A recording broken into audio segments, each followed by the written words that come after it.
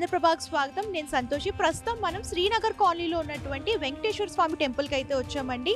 ముక్కోటి ఏకాదశి సందర్భంగా ఇక్కడ చాలా మంది భక్తులు అయితే వస్తున్నారు. మీరు చూడొచ్చు, చాలా రద్దీగా ఉంది. మీరు చూసుకున్నట్లయితే ఉత్తర ద్వార దర్శనం కోసం భక్తులందరూ కూడా ఈ లైన్లో వేచి ఉంటున్నారు. ఉచిత దర్శనం ఉంటుంది, అలాగే స్పెషల్ దర్శనం కూడా ఏర్పాటు చేశారు. సో ఇక్కడ దర్శనం ఎలా చేసుకుంటున్నారు ఏంటి, అండ్ అలాగే ముక్కోటి ఏకాదశి విశిష్టత ఏంటి, అవన్నీ కూడా కొంతమంది భక్తులను అడిగి తెలుసుకుందాం. సో గుడిలోకి ఎంటర్ అవ్వగానే మీరు చూసుకున్నట్లయితే ఆధ్యాత్మిక పుస్తకాలు అలాగే క్యాలెండర్లు కూడా పంచిపెడుతున్నారండి ఫ్రీగా.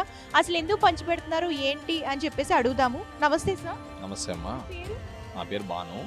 అనంత డైమండ్స్ వారు ఆధ్యాత్మికంగా ప్రోత్సహించడం కోసం ప్రతి ఒక్కరికి నిత్య పూజా విధాన పుస్తకాన్ని వాళ్ళ ఇంట్లోకి చేర్చడం కోసం ఈ కార్యక్రమం చేయడం జరుగుతుంది.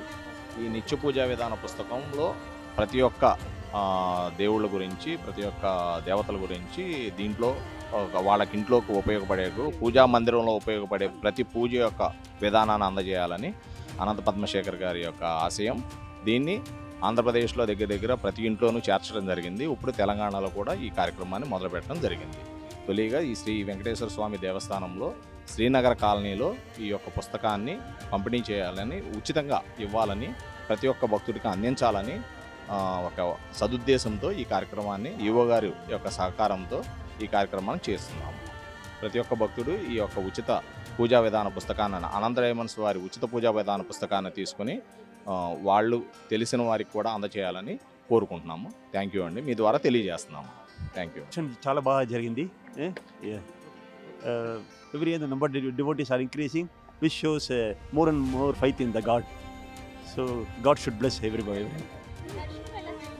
చాలా బాగా జరిగిందండి, చాలా బాగా. ఓకే. నమస్తే అమ్మా, మీ పేరు ఎక్కడి నుంచి వచ్చారు? విజయలక్ష్మి అండి, నేను శ్రీనగర్ కాలనీలో ఉంటాను.